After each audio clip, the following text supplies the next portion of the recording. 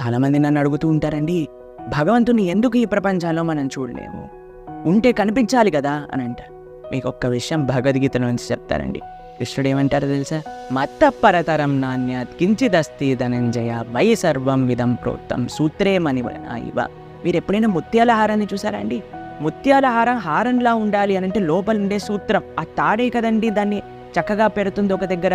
అదే ఆ తాడు లేకపోతే అండి అన్ని ముత్యాలు కింద పడిపోతాయి, అవునా కాదా? అలానే ఈ ప్రపంచం మొత్తం కూడా భగవంతుడిపైనే ఆధారపడింది, కానీ భగవంతుడు కనిపించరు. ఎలా అయితే ఆ ముత్యాల హారంలో సూత్రం ఉంటుందో.